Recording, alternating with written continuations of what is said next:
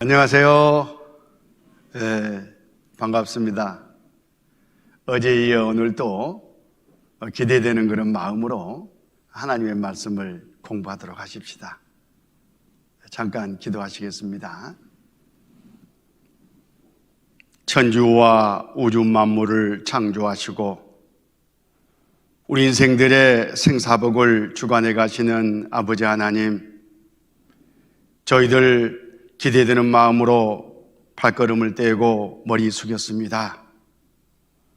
우리 각 사람에게 필요한 대로 교훈해 주시고 모두가 다 지질을 깨닫게 부족함이 없도록 도와주시고 인도해 주시옵소서.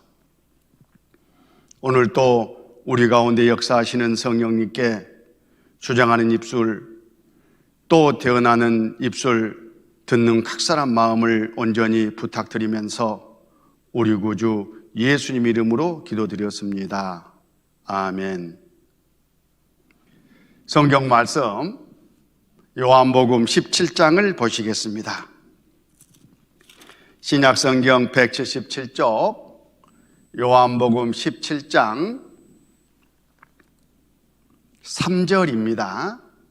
요한복음 17장 3절, 영생은 곧 유일하신 참 하나님과 그의 보내신 자 예수 그리스도를 아는 것이니이다.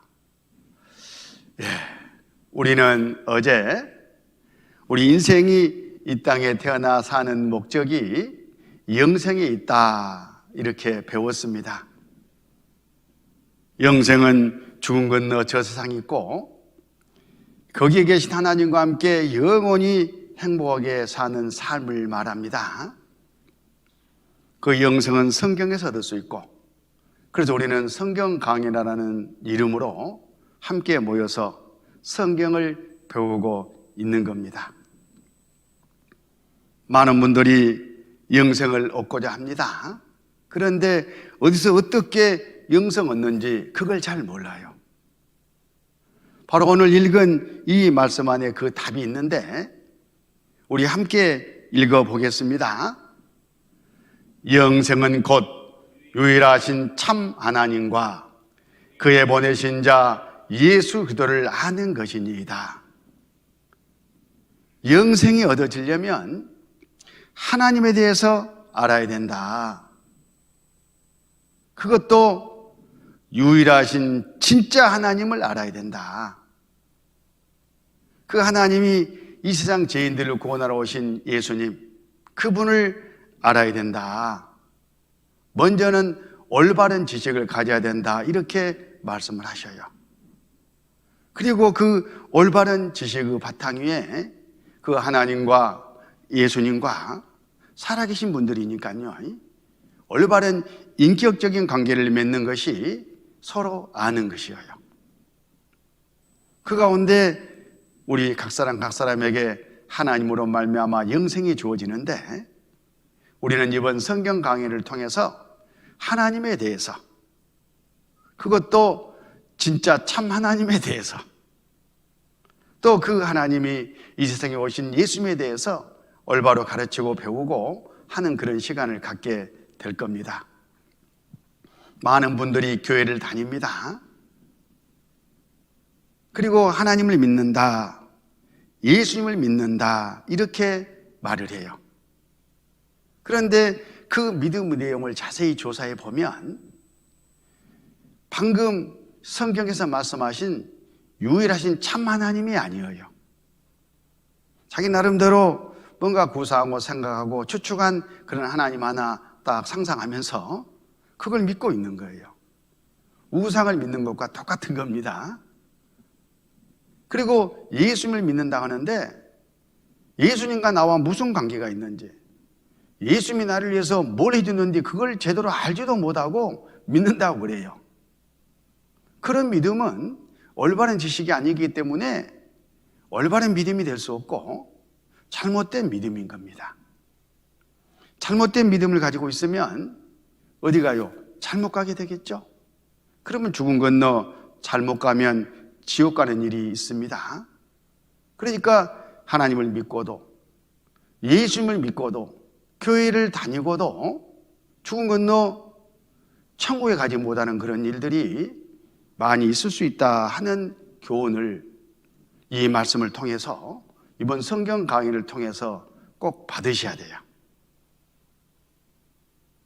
그래서 우리의 믿음은 성경에 기반한, 성경대로 알고 믿는 그 믿음이 아주 중요한 겁니다. 그래서 너희가 성경에서 영생을 얻는 줄 생각하고 성경을 상고하거니와 이 성경이 곧 내게 대하여 증가하는 것이로다, 이렇게 예수님께서 말씀을 하셨습니다. 어제는 창세기 1장을 중심으로 하나님에 대해서 공부를 했습니다.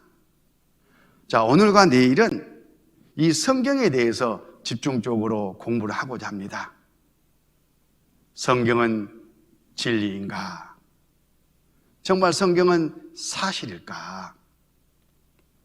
진리고 사실이어야 우리가 믿을 수가 있지 않겠습니까?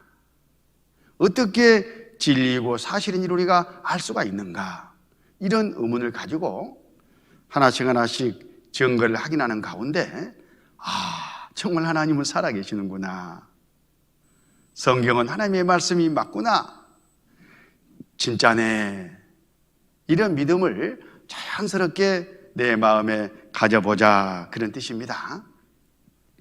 이 성경에 대해서 본격적으로 공부하기 전에 성경이 기록돼 가지고 우리 손에까지 오게 된 그 과정을 한번 계략해 보도록 하겠습니다. 여기 잠깐 표를 보면, 자, 우리 모든 사람들은 지금 2021년이라는 이 기점을 살아가고 있습니다. 인류 역사죠. 그러면 2021년은 언제부터 시작이 됐을까? 바로 이 성경의 주인공이신 예수님, 이 예수님이 이 세상에 오신 해를 온년으로 해가지고 2021년이 지나가는 그런 해다, 그런 뜻이에요.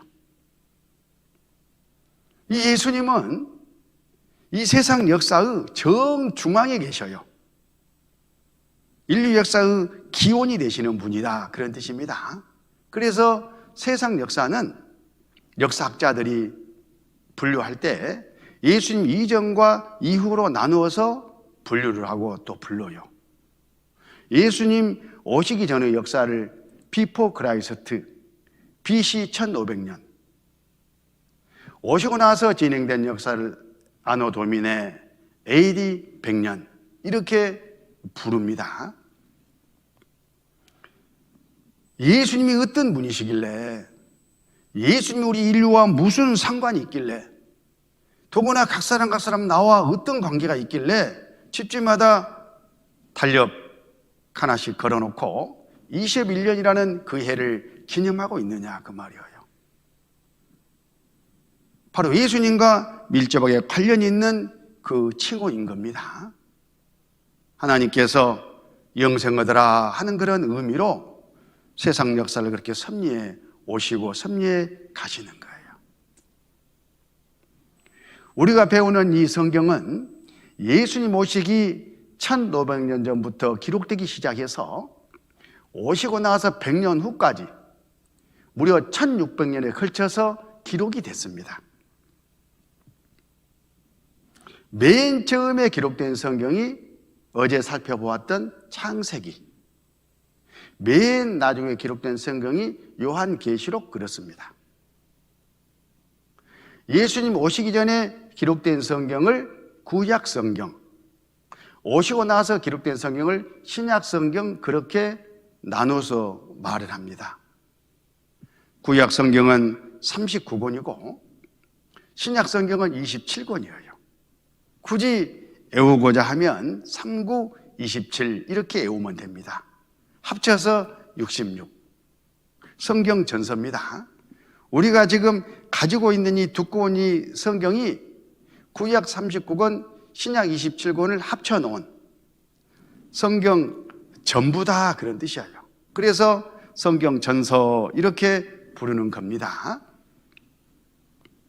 이 성경은 40여 명의 사람들에 의해서 기록이 됐어요. 성경을 하나님께 받아 기록한 사람을 기자라고 부릅니다. 어떤 사람들은 저자 그러는데, 저자는 자기가 자기 생각을, 자기 계획을, 자기 지식을 저술하는 거잖아요.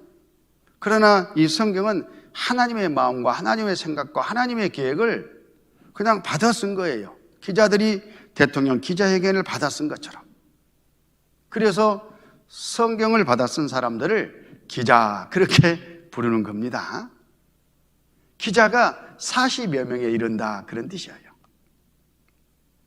그것도 시대와 장소가 각각 달라요. 1600년 동안에 걸쳐서 기록이 됐으니까.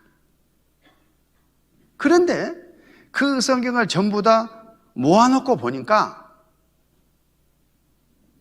몇몇 사람이 한 장소에서 서로 의견을 주고받으면서 기록한 것 같은 그런 착각을 갖게 됩니다. 주인공이 예수님 한 분으로 똑 떨어지고, 배경이 동일하고, 등장인물이 성경마다 동일하고, 바로 한 분 하나님이 계셔서 각 사람들에게 그 오랜 시일에 걸쳐서 다른 장소에서 불러주면서 기록하게 하셨다는 바로 그 증거입니다. 성경은 보통 책이 아닙니다.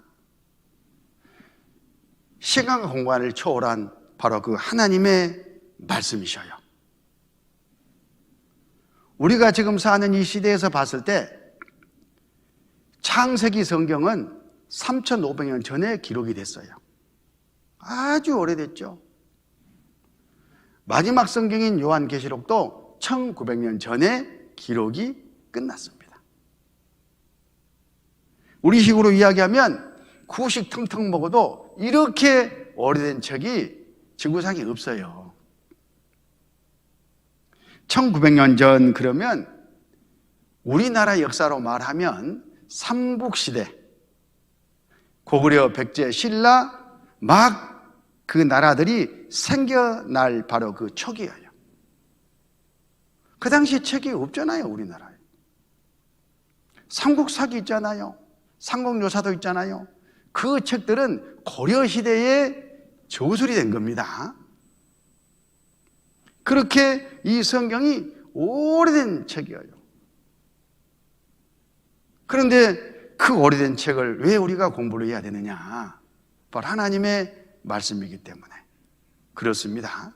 지금 우리 시대에 이루어지고 있는 이 이야기까지도 이미 성경에 다 미리 기록이 되고 그대로 이루어지는 것을 보면서, 야, 정말 하나님은 살아계시고 성경 하나님의 말씀이구나, 이런 교훈까지 이번 성경 강연에서 받아지게 될 겁니다. 자, 여기 자료를 잠깐 보면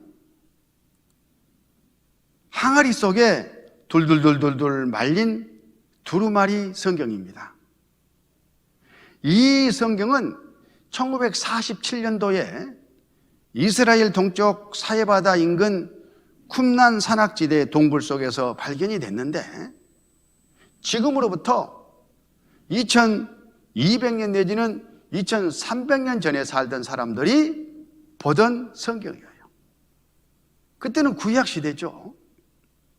예수님 오시기 200년 내지는 300년 전이니까 기독교가 생겨나기도 전이잖아요.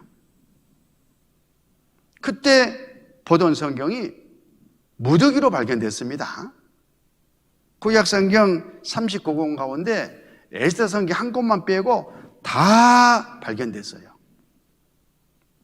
히브리 대학 고고학 박사들이 이 성경을 다 가져다가 맨 처음 한 일이 무슨 일이냐 하면, 지금 우리 시대까지 전래돼 가지고 지금 우리 시대에 읽혀지고 있는 이 성경과 2300년에 기록된 이 성경이 뭐가 얼마나 다를까, 그것부터 조사를 해봤어요. 결과는 어떻게 됐겠습니까? 문자 하나 틀리지 아니하고 동일하다는 것이 확인이 돼버렸어요. 그때 어떤 일들이 주변에 많이 있었느냐 하면, 원래 성경은 하나님이 불러주고 받아 기록한 성경인 것은 맞지만 긴 세월 동안 사본으로 내려오면서 베껴 쓰면서 사람 생각을 더하고 빼가지고 지금은 하나님의 말씀 절반, 사람 생각 절반, 이렇게 폄하하는 그런 못된 사람들이 종종 있었어요. 심지어 어떤 사람들은 구약 성경은 없었다. 예수님 오시고 나서 예수님의 제자들이 구존으로 내려오던 이스라엘 역사를 기록해 가지고 편집을 해서 구약 성경이라는 것을 만들어냈다. 이런 또 엉뚱한 소리를 하고 다녔어요. 그때에 이 성경이 발견된 겁니다. 이 성경을 사해사본 그렇게 불러요. 그래서 히브리 대학 고고학 박사들이 맨 처음 그 작업을 한 거예요. 어떻게 됐습니까? 그 사람 입이 쑥 들어가 버렸겠죠? 지금은 그런 소리 한 사람이 아무도 없습니다. 이 성경 사해사본이 발견됨으로써 그렇게 된 거예요. 성경은 그런 권위 있는 책입니다. 이 성경이 2007년도에 우리나라 서울 용산 정정박물관에 와서 1년 동안 전시가 됐었어요. 물론 사본으로 들어왔습니다. 그때 직접 가서 보신 분들이 종종 있더라고요. 그런데 그때 방송에서 방송도 했는데 그 방송을 한번 들어보십시다. 현존 최고 구약 사해문서 발견지 쿰난 47년 동물서 사본역사 천년 앞당겨. 신문에도 이렇게 보도됐지 않습니까? 현존하는 가장 오래된 성경인 사해사본 진본이 처음으로 국내에 선보였습니다. 문호철 기자가 전합니다. 2000년 전 양피지의 손으로 쓴 구약 성경 사해사본 중 이사야서 주에서입니다. 유대교의 한 유파가 생활했던 사해 근처 집터에서 60년 전에 발견된 성경으로 메시아의 도래를 예언했습니다. 바로 이곳이 사해사본이 발견된 쿰난 사동구를 재현한 곳입니다. 그리고 이것이 바로 사해사본이 발견된 항아리입니다. 사해사본의 발견은 성경 역사에 큰 획을 그은 20세기의 경이로 평가됩니다. 이전에 있었던 구약 성경이 기원 후에 쓰여졌다라는 그 학설을 완전히 소멸시킨 그런 발견이라고 할 수 있고요. 근데 1947년도에 쿰난 동굴에서 구약 성서책을 발견함으로써 그것은 신약 시대의 약간 이전입니다. 구약 성서의 역사를 1000년이나 앞당겼습니다. 자, 오늘날의 구약 성서와 과연 2000년 전에 신약 시대 구약 성서에 어떤 차이가 있는가? 전혀 차이가 없다는 것을 두 개의 비교를 통해서 알 수 있게 됐습니다. 고고학 박사들이 하시는 말씀들입니다. 여기 자료 숱한 역경에쳐 나온 영원한 베스트셀러. 기독 공보에 이런 보도가 나왔습니다. 성경 전 세계 2935개 언어로 번역. 2935개 언어로 이 성경이 번역이 돼가지고 읽히고 있다 그 말이에요. 이 오래된 책이 왜 그럴까?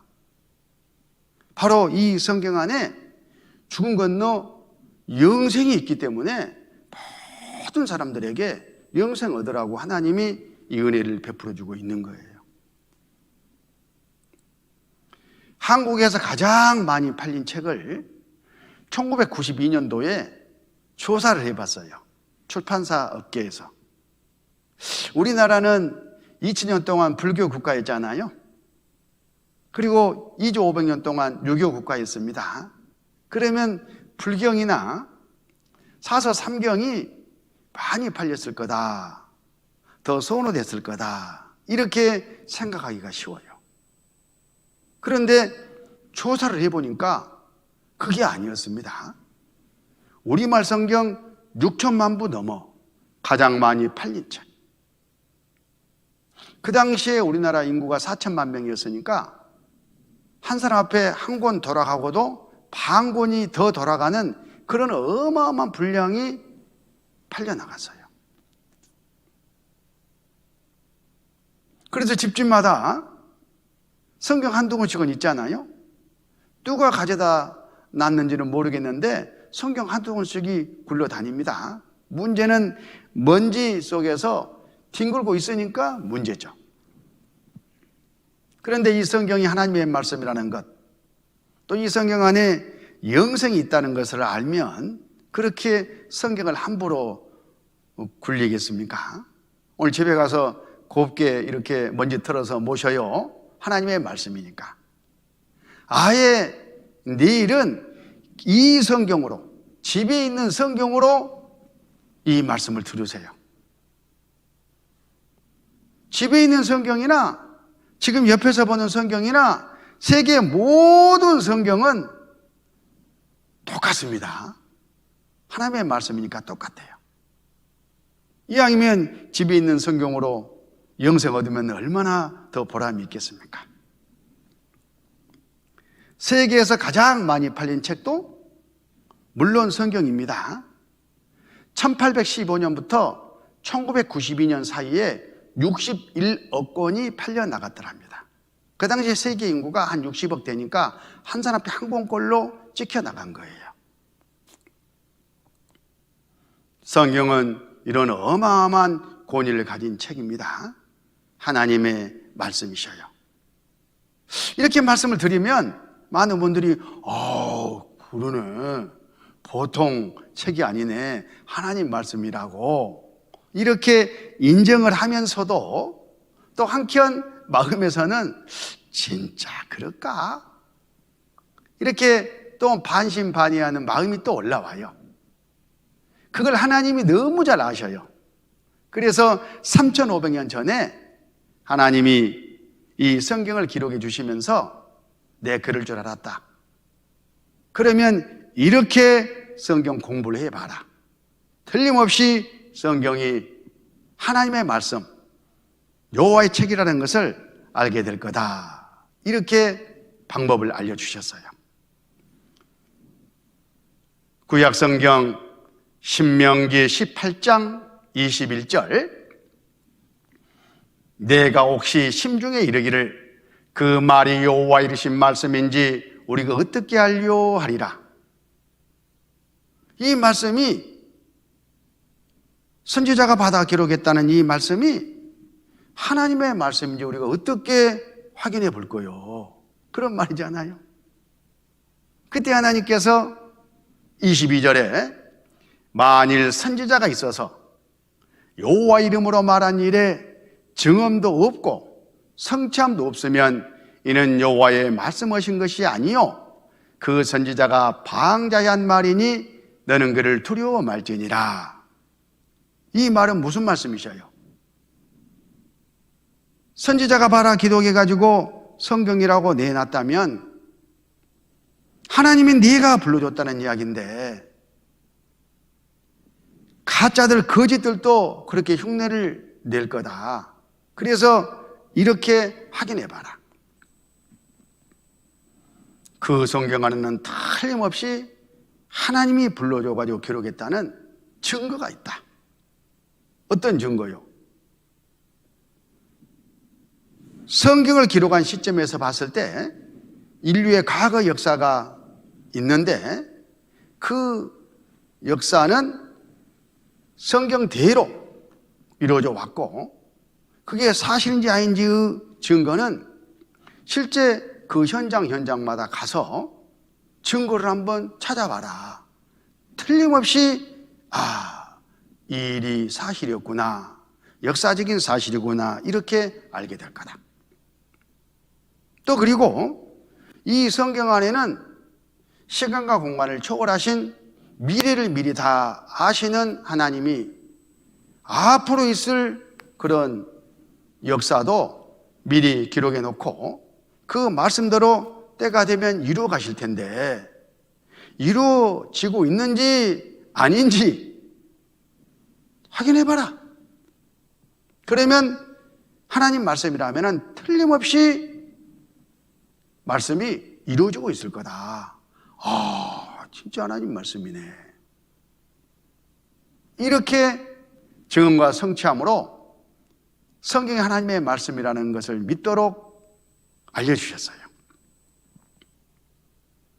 지금 우리 시대에도 진짜 하나님이 살아계시고 성경이 사실인지 여부를 우리가 믿으려면 동일하게 이 성경에서 증거를 찾아보는 거예요. 그 증거를 보면 믿음이 가잖아요. 그렇구나. 이렇게 인정을 하는 겁니다. 그게 올바로 가르치는 것이고 올바로 배우는 거예요. 자, 여기 이 말씀을 표로 잠깐 설명하면 성경에 기록된 시점을 하나로 봤을 때 이 성경 안에는 인류의 과거 역사가 기록되어 있어요. 중요한 역사들이죠. 그것은 틀림없이 그게 사실이라는 증거가 있는데 그 증거를 찾아봐라 그 말이에요. 또 이 성경 안에는 세상 끝날까지 인류 미래 역사도 기록되어 있는데 그 말씀이 때가 되면 이루어지는 성취함을 확인해 봐라. 그러면 성경이 하나님의 말씀이라는 것, 사실이라는 것, 진리라는 것을 믿게 될 거다. 이렇게 말씀하셔요. 이번 이 성경 강연 내에서는 이 방법대로 공부를 하게 될 겁니다. 성경은 사실인가? 예, 성경은 사실이에요. 그 사실이라는 증거를 이제 찾아보는 겁니다. 하나님이 하신 맨 처음 일이 뭡니까? 아무것도 없는 데서 천지 우주 만물을 창조하신 거예요. 어제 우리는 하나님이 창조하셨다는 창세기 1장 말씀을 중심으로 공부를 했습니다. 그 예의 하나님은 성경 곳곳에 내가 바로 이 우주와 지구와 이 만물을 지었다 하신 말씀을 하셔요. 그리고 그 말이 사실인지 아닌지 한번 찾아봐라. 틀림이 없다. 인간으로는 도저히 알 수 없는 비밀스러운 창조 당시의 그 말씀을 성경 안에다 해 주시고 지금 우리들에게 과학이 발달한 이때에 그걸 찾아보도록 하셨어요. 우리 시대에 믿을 수 있는 증거로 그걸 주셨던 겁니다. 자, 여기 무엇이 들어있을까요? 방법을 한번 생각하려고 그래요. 여러분 모르시죠? 죽었다 깨어나도 모르죠? 근데 저는 알아요. 왜 아느냐 하면 내가 만들었으니까. 만든 사람은 압니다. 이 속에 뭐가 있는지. 이 속에요, 춤추는 아줌마. 맞죠? 목사님이 만들었단 말이 맞네. 믿어졌잖아요, 여러분 마음속에서. 그러면 이 속에는 뭐가 들었을까요? 만든 사람만 아는 겁니다. 알아맞추면 만들었단 말이 사실이네. 이렇게 믿지 말라 해도 믿어져 버리잖아요. 아까 아줌마가 춤추니까 고양이가 빙긋이 웃고 있어요. 사실이잖아요. 이런 것처럼 하나님이 이 지구와 이 우주를 지으셨어요.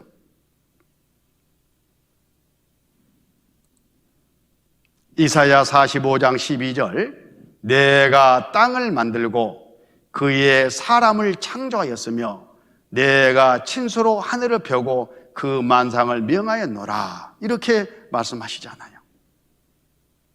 그런데 이 말씀만 딱 가지고는 어떻게 믿어?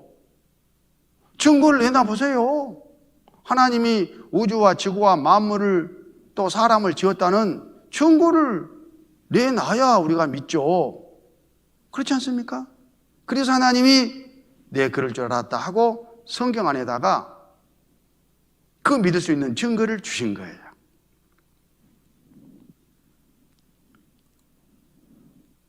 자, 하나님은 영이셔요. 그래서 직접 우리가 눈으로 귀로 보거나 듣지 못해요. 그래서 하나님은 우리에게 증거를 주셔요. 하나님이 살아계시고 하나님이 어떠한 분이시고 하나님이 창조주라는 인류 역사를 주관해 가시는 분이라는 증거를 우리에게 제시하셔요. 어디에다가? 성경에다. 성경에다. 그래서 우리는 이 성경을 공부하면서 이 증거를 찾아보는 거예요. 그러면 오, 맞구나, 사실이네 하고 믿음이 생겨나는 겁니다. 믿음은 이렇게 갖는 거예요. 덮어놓고 믿는 게 아니에요. 이 방법으로 잠깐 공부를 해보자, 그런 뜻입니다. 대표적인 말씀 하나 찾아보겠습니다. 욥기 26장 7절. 직접 한번 성경을 펴가지고 찾아보도록 하겠습니다. 구약성경 786쪽 욥기 26장 7절.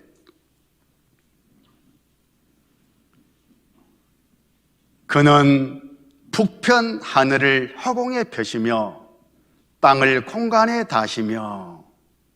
하나님이 저 북편 하늘을 텅 빈 공간으로 만들어놨다, 이렇게 말씀하셔요. 그런데 우리가 저 북편 하늘을 보면 별이 많잖아요. 북두칠성도 있고 북극성도 있고 카시오페아자리도 있고, 여름철에 보면요 별만 많아요. 그러면 뭐야? 내 눈이 잘못된 거야? 성경 말씀이 잘못된 거야? 이런 문제가 생기지 않습니까? 그래서 이 증거가 필요한 거예요. 제가 이런 표를 하나 만들었습니다. 사람이 생각하는 것하고 하나님이 말씀하신 성경하고 뭐가 더 진짜하고 정확한지, 이거 비교를 해보기 위해서, 그래서 사람의 생각이나 사람의 지식은 얼마나 불완전한지, 또 내가 얼마든지 잘못 알고 있을 수 있는지를 교훈받기 위해서 그렇습니다. 우리가 지금 북쪽 하늘에 대해서 말씀을 들었는데, 우리가 북쪽 하늘을 보면 이렇게 별이 많다니까요. 그런데 아까 성경 말씀은 어땠습니까? 북편 하늘을 허공에 폈다, 이렇게 말씀하시죠. 영어 성경을 보니까 허공에 폈다는 말이 empty space, 텅 빈 공간이다, 텅 빈 공간으로 펼쳐놨다, 이렇게 말씀하셔요. 이게 별이 없다는 이야기죠. 이 답이 1981년도에 확인이 됐어요. 1981년 10월 13일자 중앙일보, 우주에 불가사의한 공간이 있다. 북두칠성 뒤 지름 3억 광년, 별도 별로 없이 텅 빈 상태, 이런 보도가 나왔어요. 미국 3대 천문대에서 관측 결과 밝혀져. 미국의 그 유명한 3대 천문대에서 북쪽 하늘을 계속 관측하고 있는데, 한 천문대가 이상하다, 왜 별이 안 보여? 그때까지만 해도 온 우주 공간에 별이 동일한 밀도로 분포되어 있는 걸로 그렇게 알고 있었거든요. 잘못된 빅봉 이론을 믿고 있는 바람에. 근데 별이 안 보이는 거예요. 좌표를 찍어서 돌려봐도. 지금 북두칠성, 북극성, 카시오페아자라이 그 너머를 지금 이제 넘겨다 보는 거죠. 우주과학이 발달해가지고. 그래서 다른 천문대에다가 연락을 했어요. 이상하다, 좌표를 불러주면서 너희들도 한번 관측해봐라. 별이 안 보인다. 기계가 고장났나? 같이 관측을 해보니까 동일해요. 없어, 별이. 그래서 이 보도가 나온 거예요. 이렇게 뉴욕타임즈에 먼저 보도가 됐었습니다. 그리고 중앙일보가 받아서 보도했던 거예요. 텅텅 비어있다. 그 공간이 무려 3억 광년이나 된다. 지름이. 3억 광년 하니까 실감이 안 나시죠? 빛이 달리는 속도로 여기서 여기까지 3억 년 동안 달려갔다 그 말이에요. 빛은 똑딱할 때 30만 킬로미터를 달려갑니다. 지구에서 달까지 거리가 35만 킬로미터라고 그러죠. 똑딱할 때 빛이요, 달까지 거방 가버려요. 그렇게 빨리 달려간 속도로 3억 년 동안을 달려갔어. 그리고 빙 둘러서 지름이니까 별이 안 보이는 거예요. 맞잖아요. 폭변 하늘을 화공에 펴셨다는 하나님의 말씀이 맞지 않습니까? 성경은 사실인 거예요. 자, 생각을 해봅시다.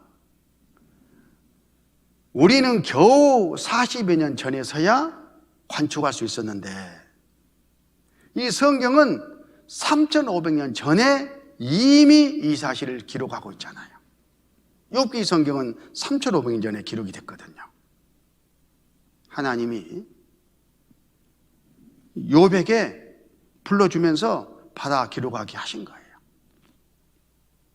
왜? 우리 시대에 믿을 증거로 주시기 위해서. 성경은 사실입니다. 채점을 좀 해보면 사람은 별이 많다 이렇게 믿고 있을 때에 성경은 허공이다, 텅 비어있다.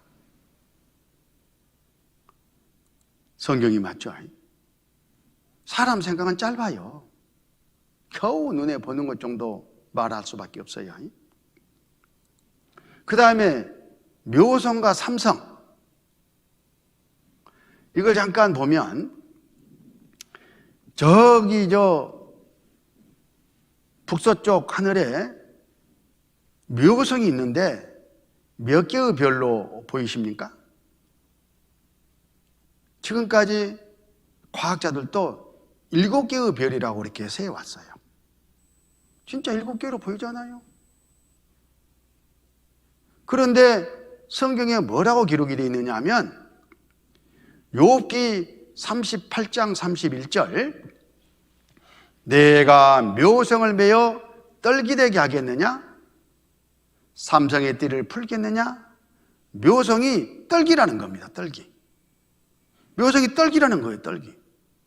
그러니까 한두 개가 아니라 여러 개의 별이 뭉쳐져 가지고 하나처럼 보인다. 그런 뜻이에요. 떨기란 말은. 자, 이 영상을 잠깐 보면, 여러분, 떨기별이라고 아시나요? 엄청난 숫자의 별들이 한자리에 모여서 같이 이동해 다니는 별을 떨기별이라고 합니다. 예를 들면 수국이라는 꽃과 비슷한데요. 이 꽃은 조금만 멀리서 보면 한 송이의 꽃인데 가까이서 보면 수백 개의 꽃이 모여 있어요. 이 수국과 같은 별을 떨기별이라고 합니다. 자, 보이는 별이 묘성의 모습입니다. 우리가 맨눈으로 봤을 때 상대적으로 다른 별보다 밝은 빛을 가진 별처럼 보이는 7개의 별입니다. 그쵸? 7개의 별이죠? 7개. 제가 왜 계속 7개라고 강조할까요? 보세요. 인간이 인간의 눈으로 이 지구에서 아무리 눈이 좋은 사람이 봐도 이건 7개의 별로 보이기 때문이에요.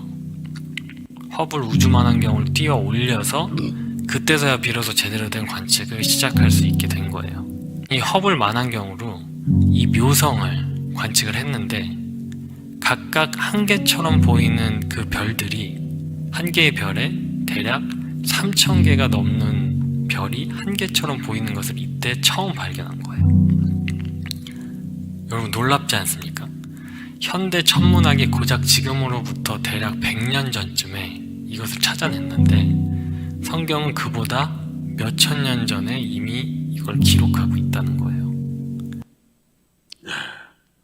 긴 설명이 필요가 없죠.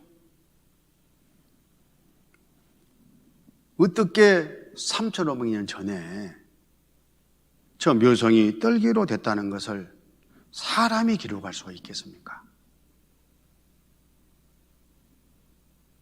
그렇게 묘성을 떨기로 지으신 하나님이 불러주시고 받아 기록했다는 바로 그 증거인 겁니다. 또 그 뒤에 삼성의 띠를 풀겠느냐? 삼성, 별이 3개다 그런 뜻이죠. 이 삼성은 우리가 익히 아는 그런 별입니다. 저 밤하늘에 이렇게 보면요, 별 3개가 나란히 있는 것이 보여요. 뚜렷하게 보여요. 이 별이 가까이 있는 것처럼 우리는 생각을 해요. 이렇게 띠가 묶여 있다 이렇게 생각을 한 겁니다. 그런데 실제는 뚝뚝 떨어져 있어요. 그게 한 군데서 보니까 가까이 있는 것처럼 보일 뿐이지. 띠가 풀려 있다 그런 뜻입니다. 얼마나 풀려 있느냐 하면 이 별과 이 별은 179광년이나 떨어져 있고 1광년이 똑딱할 때 30만 킬로미터를 달려가는 비수속도로 1년 간거리가 1광년이니까 179광년이니까 얼마나 멀리 떨어져 있어요. 이 별에서 이 별까지 거리는 425광년이더랍니다. 풀려 있죠, 분명히. 삼성의 띠를 풀겠느냐? 풀어져 있다고 하시잖아요, 하나님은. 바로 성경은 창조주 하나님의 말씀입니다. 우리는 겨우 지금으로부터 94년 전에 이 사실을 확인했는데 성경은 3,500년 전에 이 말씀을 기록하고 있습니다. 채점을 또 해보면 사람은 7개 별이다. 묘성은, 삼성은 묶여있다. 이렇게 생각하고 있을 때에 성경은 아니다, 떨기다, 풀려있다 이렇게 말씀하잖아요. 성경이 맞습니다. 사람은 틀렸어요. 자, 그 다음에 바위 위에 이 나무를 생각합니다. 진짜 이태로운 높은 바위에 지금 숲이 우거져 있잖아요. 나무가 자라고 있잖아요. 이 나무가 저기서 자라려면 누군가 일단 물을 가져다 줘야 돼요. 그리고 자라야 되니까 질소를 또 줘야 돼요. 비료. 이제 사람이 저기까지 가서 줬을 일은 없잖아요. 그럼 누가 줬을까? 그 답이 3,500년에 기록된 욥기 성경 안에 있어요. 아까 성경을 폈죠? 그래서 펴져간 겁니다. 36장을 찾습니다. 욥기 36장 27절. 그가 물을 가늘게 이끌어 올리신즉 그것이 안개되어 비를 이루고 그것이 공중에 내려 사람 위에 쏟아지느니라. 그가, 하나님이 물을 가늘게 만들어서 끌어올려요. 수증기를 말하죠, 지금 벌써. 그래가지고 하늘에서 구름을 만들어서 이동시켜서 비를 내리신다 그런 뜻입니다.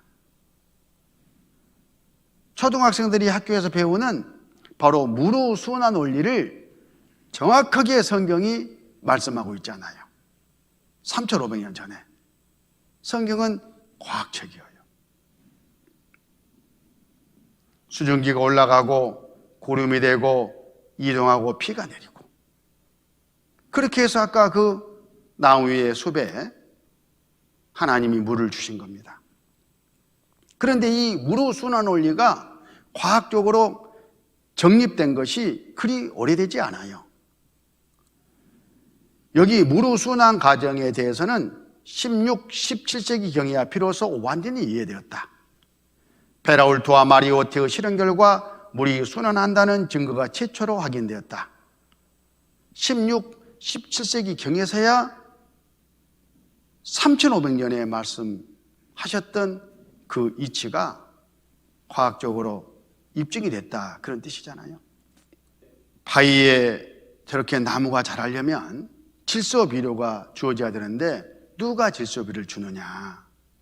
그동안 과학자들, 많은 사람들이 뿌리혹 박테리아가 공기 중에 있는 질소를 흡착해가지고 질소를 고정화시키고, 그래서 그걸 먹고 식물들이 자란다, 이렇게 설명을 했어요.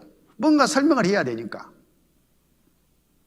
그런데 성경은 아니다, 번개가 질소 비료를 하늘에서 뿌려준다, 이렇게 말씀하셔요.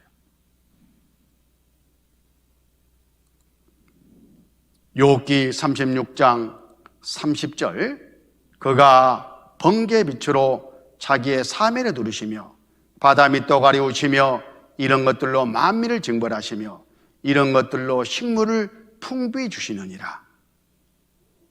번개가 만민을 벼락을 쳐가지고 징벌한다는 말은 우리가 늘 들어서 아는데, 무슨 번개가, 여기 봐보세요, 식물을 풍부히 주시느니라. 식물, 먹는 음식입니다. 먹는 음식을 풍부하게 준다는 거예요. 아니, 번개 칠 때 콩볶아 먹는다, 그런 소리는 어디서 들어봤는데 어떻게 번개가 먹는 음식을 인간들에게 풍부하게 줄 수가 있겠습니까? 그런데 우리 시대에 사실이다 하고 밝혀졌어요. 1995년 9월 15일자 중앙일보 신문인데, 번개는 생명체의 최대 질소원이다.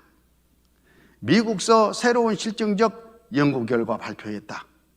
기존 뿌리옥 박테리아를 뒤엎어 연간 10억 톤 질산 등으로 고정화, 이런 제목을 달고 보도가 됐는데, 이 녹색 부분을 좀 확대해서 읽어보면, 그럼 이 같은 질소를 생명체들은 어디서 얻는 것일까?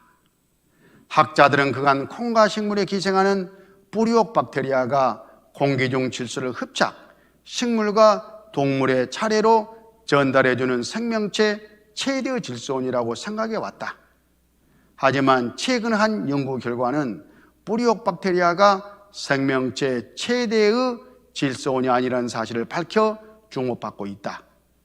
번개, 때때로 제약을 징벌하는 상징이기도 한 이 엄청난 정기적 존재가 실제로는 뿌리옥 박테리아보다 더 많은 양의 질소를 생명체에 전달해주는 존재라는 것이 이 연구의 골자다. 이게 과학계의 발표가 됐어요. 그러자마자 수많은 연구가들이 실제 비행기를 타고 공중으로 올라가가지고 이게 사실인지 확인했어요. 번개 치는 날 직접 받아보고 다 사실이네.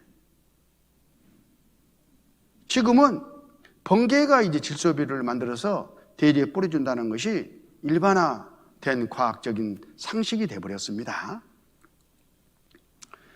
공기 중의 질소와 산소가 합쳐져 가지고 일산화질소가 돼요. 번개에 의해서. 그 일산화질소가 번개 칠 때 산소 한 번 더 결합하고 그러면 이산화질소가 되고, 이 이산화질소는 물을 만나면, 빗물을 만나면 바로 그 자리에서 질소비료가 돼버려요. 그게 이제 땅에 떨어지는 거예요. 땅에 떨어지는 순간에는 질소비료가 돼가지고 떨어져. 그걸 빨아먹고 살았던 거예요. 그 바위에 있는 그 나무들이. 이야, 대단하죠.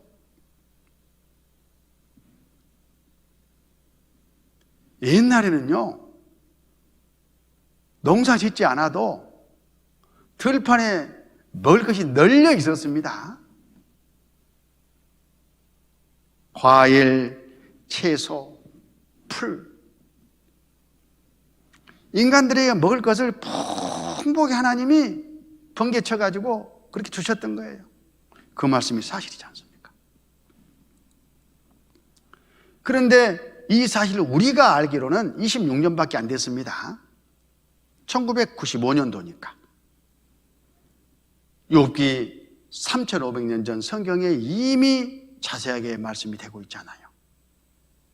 하나님이 이 모든 것을 지으시고 번개를 만드시고 번개로 칠수비로를 만들어 주시는 분이라는 것, 그리고 그 사실을 성경에 기록해 주시고 나중에 때가 되면 확인해 봐라, 바로 내가 창조주다, 성경은 창조주 하나님의 말씀이다, 이렇게 증거를 주시는 겁니다. 욥기 36장 30절 우리 같이 한번 읽겠습니다. 그가 번개빛으로 자기의 사면에 두르시며 바다 밑 또가리 우시며 이런 것들로 만민을 징벌하시며 이런 것들로 식물을 풍부히 주시느니라. 사실이죠? 하나님 살아계시죠? 예, 그렇습니다. 번개 잦으면 농작물 20% 중수, 광주일보. 농사 짓는 분들은 번개가 많은 해에는 올해 풍년 들겠다, 이 미리 알아요, 경험적으로.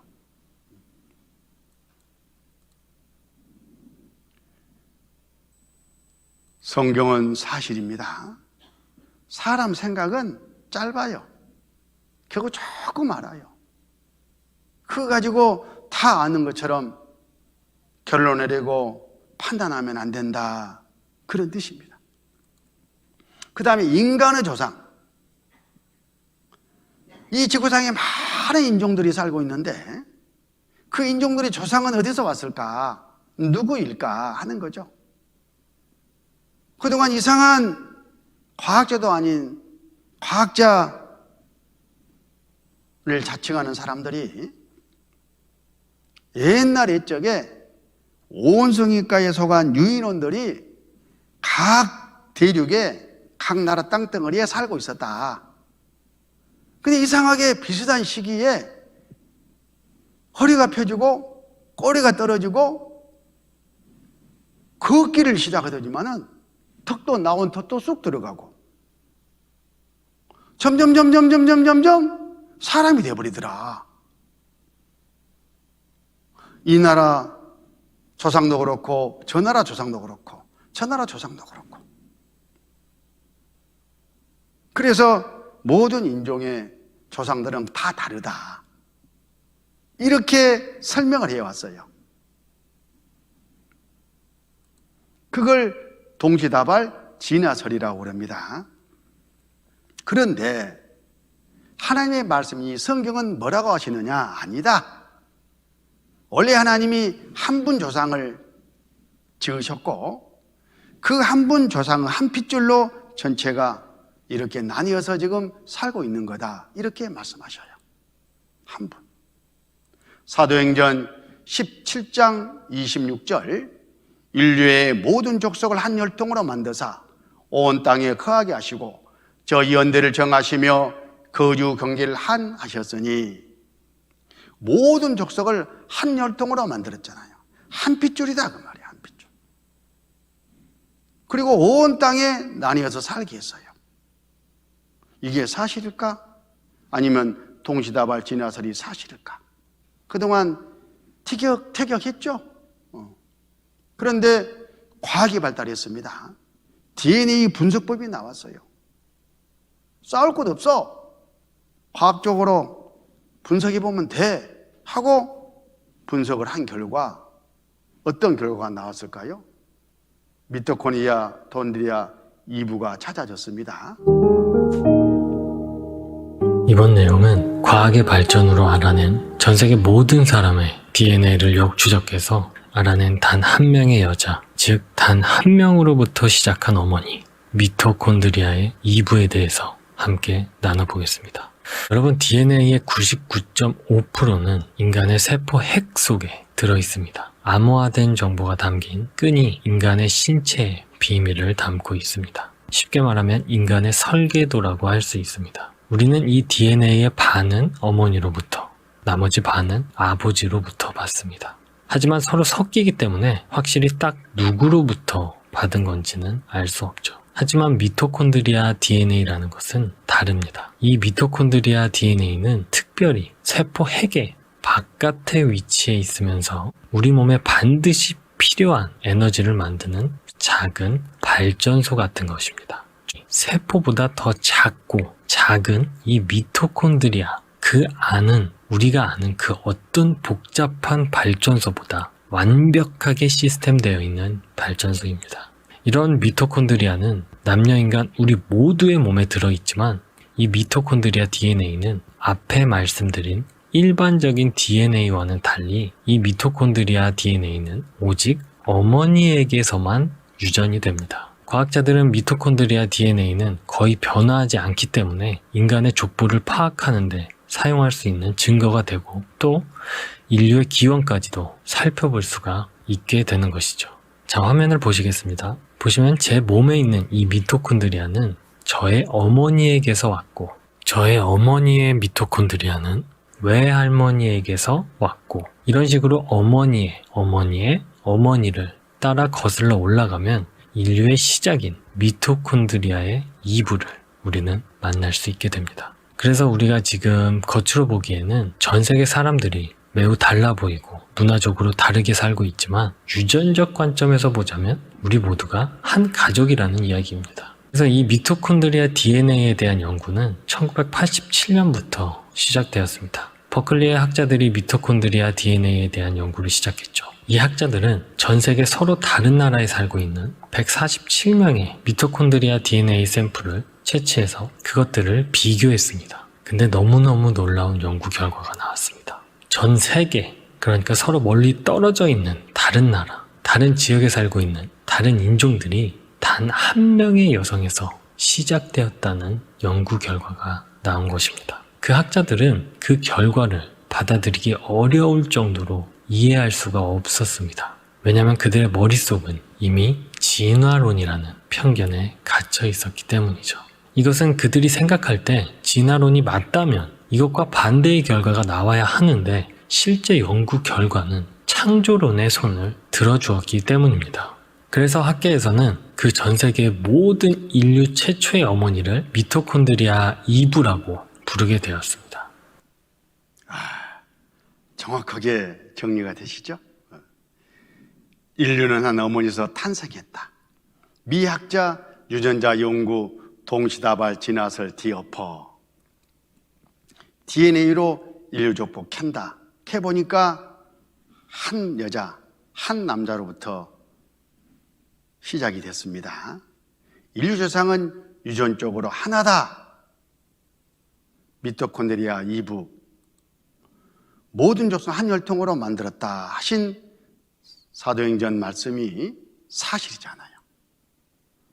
우리는 34년 전에서야 이 사실을 확인했는데 이미 성경은 1900년 전에 말씀하고 있어요. 하나님이 그렇게 하시고 말씀하신 겁니다. 채점을 또 해보면 성경은 무조건 맞죠? 동시다발 진화설은 틀렸습니다. 자, 이런 증거가 이 성경 안에 무수히 많아요. 밤새도 볼 수도 있어요. 그러나 다 볼 필요가 없습니다. 어느 하나가 딱 맞으면 이 성경은 진짜 진리구나 이렇게 믿어지면 되는 거니까요. 우리가 바닷물이 짜다는 걸 알 수 있습니다. 궁금하면요 바다에 가서 물을 또 마셔보면 돼요. 부산 앞바다 진짜 짜네? 거기서 바닷물은 짜구나 하고 손 터는 사람이 있을 것이고 야 그래도 서해바다도 짤까? 궁금하면 서해바다에 가서 또 맛을 보면 돼. 거기서 조금만 한 사람이 있을 것이고 통해바다도 거기 가서 믿은 사람이 있을 것이고 미국 앞바다도 짤까? 거기까지 가야 믿어진 사람이 있을 것이고 태평양도 배 타고 가서 찍어 맛보니까 진짜 짜네. 그럴 바에야 부산 앞바다에서 믿어버릴 걸 이런 사람이 있겠죠. 그런데 이런 사람은 없겠죠. 바닷물을 다 퍼서 내가 마셔보고 그리고 내가 믿든지 말든지 할 거야. 어리석죠. 이 성경이 바로 그래요. 한 하나님이 불러주신 말씀이기 때문에 한 대목만 딱 확인해 보면요, 이 성경이 하나님의 말씀이라는 것, 진리라는 것을 금방 확인할 수가 있어요. 믿음이 생겨버린다, 그런 뜻입니다. 성경은 사실이다. 자, 성경은 전지전능하신 하나님이 주신 말씀이셔요. 그러나 사람은 이 고정관념에 사로잡혀 있어요. 고정관념. 자기 조그마한 경험, 지식이 전부인 것처럼 그걸 기준으로 해서 사물을 보려고 한다, 그런 뜻입니다. 이사야 55장 8절, 여호와의 말씀에 내 생각은 너희 생각과 다르며 내 길은 너희 길과 달라서 하늘이 땅보다 높음 같이 내 길은 너희 길보다 높으며 내 생각은 너희 생각보다 높으니라. 창조주 하나님과 지음받은 인간이 어떻게 격이, 생각이, 지식이 비슷할 수가 있겠어요? 그것부터 인정하고 나가야 됩니다. 그래서 우리가 어떤 고정관념을 가지고 있다면 그걸 깨버려야 돼요. 하나님 말씀과 내 생각이 다르면 내 생각을 버려버리는 거예요. 믿음은 들음에서 나며 들은 그리스도의 말씀으로 말미암았느니라. 그래서 하나님 말씀을 계속 들으면 내 고정관념이 부서져 버립니다.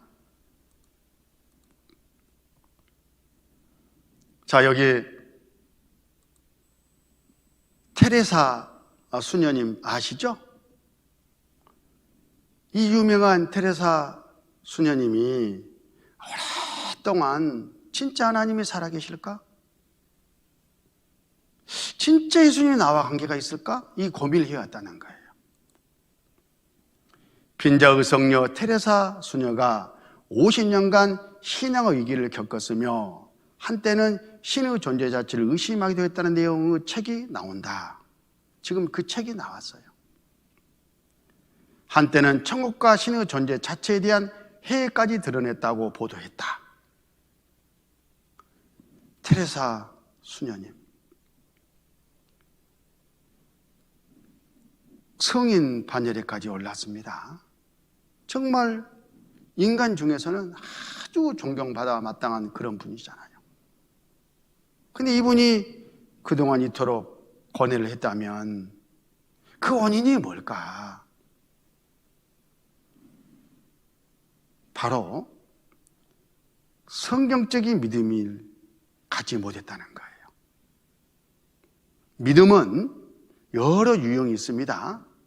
무턱대고 믿는 미신, 맹신, 광신, 나름대로 믿음이에요, 믿음.